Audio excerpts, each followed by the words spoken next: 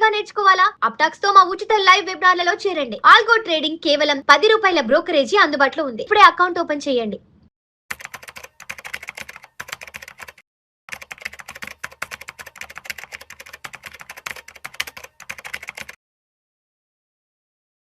ప్రేక్షకులకి మీ రామచంద్రమూర్తి నమస్కారాలు.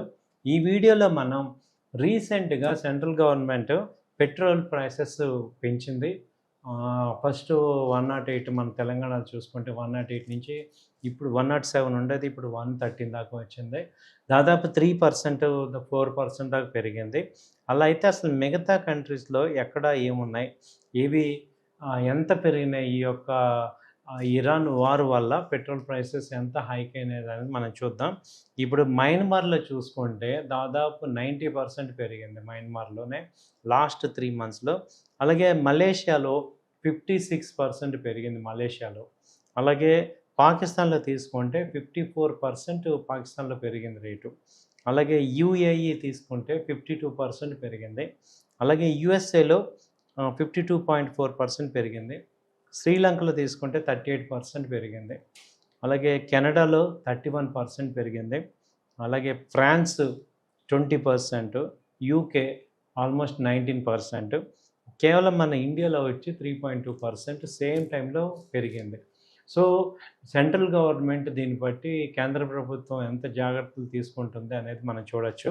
మన చుట్టుపక్కల ఉన్న కంట్రీలు చూసుకుంటే దాదాపు 50% అయితే పెరగటం అనేది గమనించాం మనం. బర్మాలో కానీ, మయన్మార్ కానీ, పాకిస్తాన్ కానీ, యూఏఈ మినిమం ఇవన్నీ కూడా చూసుకుంటే 50% పెరిగింది. అలాగే బాగా ఇంగ్లాండ్ కానీ, ఫ్రాన్స్ కానీ, తర్వాత ఈ శ్రీలంక కానీ 40%, 28%, 30% అలా పెరిగినాయి. కేవలం మన ఇండియాలోనే 3.2% పెరిగింది. అంటే ఇంకా పెరగమన్న ఉద్దేశం కాదు.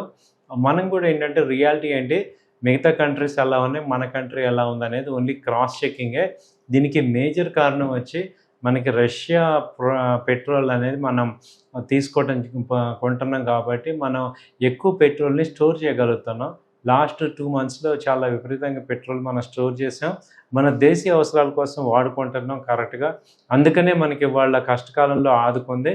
అలాగే చాలామంది ఈ పెట్రోల్ నుంచి కూడా షిఫ్ట్ అవుదామని చూస్తున్నారు. ఎలక్ట్రికల్ వెహికల్స్కి మూవ్మెంట్ అవ్వమని చెప్తున్నారు. అలాగే ఈ పెట్రోల్ ఇంపోర్ట్ విపరీతంగా ఉంది కాబట్టి, బిల్లు విపరీతంగా ఉంది కాబట్టి మనకి ఆల్టర్నేటివ్ ఎనర్జీ సోర్సెస్ చూసుకోవాలి అని చెప్తున్నారు కంటిన్యూస్గా.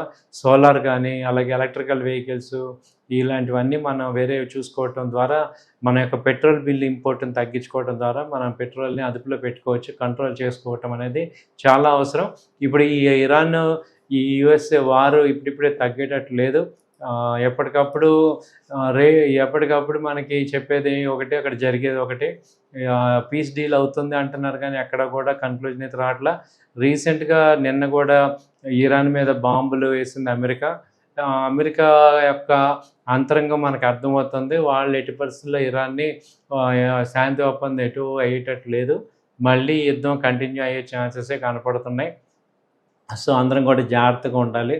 అటు పెట్రోల్ వినియోగమే కాకుండా ఇటు స్టాక్ మార్కెట్లో కూడా జాగ్రత్తగా ఇన్వెస్ట్మెంట్స్ చేసుకోవటం, సెలెక్టివ్ కంపెనీస్ చూసుకోవటం, లాంగ్ టర్మ్ వ్యూహాలతో ఉంటే కానీ మనం ఈ మార్కెట్లో గెలిచేటట్టు లేదు. సో అందుకని ఇది ఒక పెట్రోల్ని ఎలా మనం చూసుకోవాలనేది ఈ వీడియో. ఇంకొక విషయం కూడా మీకు ఈ వీడియోలో యాడ్ చేస్తున్నాను.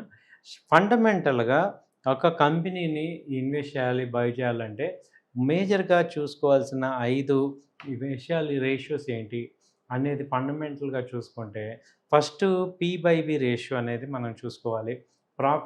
Price to book value. యాక్చువల్గా ప్రైస్ వాల్యూ అంటే మార్కెట్లో ఉన్న ప్రైస్ని ప్రైస్ వాల్యూ అంటాం. బుక్ వాల్యూ అంటే total number of assets, company యొక్క residual income divided by total shares ఏదైతే ఉందో దాన్ని, అంటే ఫైనల్గా కంపెనీ కనుక వైండింగ్ అప్ అయితే ఏదైతే అమౌంట్ షేర్స్ హోల్డర్కి వస్తుందో దాన్ని రెసిడ్యువల్ ఇన్కమ్ అంటాం. దాన్నే బుక్ వాల్యూ అంటాం. జనరల్గా బుక్ వాల్యూ కన్నా ప్రైస్ ఎక్కువ రేట్ ఉండాలి. ఎక్కువ రేట్ ఉంటేనే అది కొంచెం డిమాండ్లో ఉన్నట్టు. ఎప్పుడైతే బుక్ వాల్యూ కన్నా తక్కువ ఉందంటే ఆ కంపెనీ యొక్క షేర్ ఇంకా పొటెన్షియల్ లేదు, బిజినెస్ ఎక్స్పాన్షన్ అవుతుందా లేదా అనేది ఒకసారి చెక్ చేసుకోవాలి. ఆ తర్వాత PE ratio, price to earnings ratio. ఇది ఒక చాలా చాలా ఇంపార్టెంట్ రేషియో అనమాట. దీన్ని ఏం చేస్తున్నాం అంటే share price divided by earning per share. అంటే companies every quarter profits generate చేస్తుంటాయి. సో ఎవ్రీ క్వార్టర్ ప్రాఫిట్ వచ్చినప్పుడు ఆ ప్రాఫిట్ మీద ఒక షేర్‌కి ఎంత ప్రాఫిట్ ఇస్తుంది అనేది మనం చెక్ చేసుకుంటే దాన్ని ఈపీఎస్ అంటాం. Earnings per share. ఇప్పుడు ఆ షేర్‌ని ఆ యొక్క ఎర్నింగ్స్‌ని ఇప్పుడు షేర్ రేట్‌ని బట్టి divided by price. So share price divided by earnings per 1 share is equal to PE ratio. PE ratio మనకేం చెప్తుందంటే అసలు ఈ కంపెనీ యొక్క షేరు డిమాండ్‌లో ఉందా? లేకపోతే వీక్‌గా ఉందా? స్ట్రాంగ్‌గా ఉందా? ఇండస్ట్రీ పీఈ కన్నా ఎక్కువ ఉందా? తక్కువ ఉందా? అనేది మనం కంపేర్ చేసుకోవాలి. ఏదైనా పీఈ 20-30 మల్టిపుల్స్ మధ్య ఉంటే అది మంచి కంపెనీ అనేది మనకు అర్థం చేసుకోవచ్చు. ఆ తర్వాత ROCE, return on capital employed. Total క్యాపిటల్‌ని మనం ఎంత చేశామో దాని మీద మనకి రిటర్న్ ఎంతొచ్చింది అనేది మనకి ఆర్ఓసిఈ చెప్తుంది. ఇప్పుడు మన ప్రాఫిట్స్ సపోజ్ ఒక కంపెనీకి వచ్చిన ప్రాఫిట్స్‌ని total divided by capital. Capital అంటే share capital plus shares plus debt 3 కలిపితేనే టోటల్ క్యాపిటల్. అంటే అప్పు తెచ్చుకున్నది కూడా కంపెనీ కొన్ని కారణాల వల్ల అప్పులు చేస్తే వాటిని కూడా ఇన్వెస్ట్ చేయడానికి బిజినెస్‌ని ఇన్వెస్ట్ చేయటం వల్ల total share capital divided by return అనేది మనం చూసుకుంటే దానికి ఎంత రిటర్న్ వచ్చింది అంటే returns profits divided by capital. ఇది ఒక బేసిక్ పారామీటర్ అనమాట. ఇది గనక మనకి ఈ కంపెనీ సమర్థవంతంగా ఈ కంపెనీ యొక్క టోటల్ క్యాపిటల్ని వాడుకుంటుందా లేదా అనేది మనకు అర్థమవుతుంది. ఆ తర్వాత ఆర్ఓఈ, రిటర్న్ ఆన్ ఈక్విటీ. అంటే ఇప్పుడు దీనిలో డెట్స్ మైనస్ చేసేసి రిటర్న్స్ డివైడెడ్ బై ఈక్విటీ చేస్తే ఇప్పుడు ఈక్విటీ మీద మంచి రిటర్న్స్ వస్తుందా లేదా, మనకి ఈక్విటీ హోల్డర్కి మంచి రిటర్న్స్ వస్తుందా లేదా అనేది ఆర్ఓఈ మీద వస్తుంది. అలాగే ఎర్నింగ్ పర్ షేర్ అంటే ఈ కంపెనీ అసలు ఎర్నింగ్స్ బాగున్నాయా ఏంటి అనేది ఈపీఎస్లో చూస్తుంది.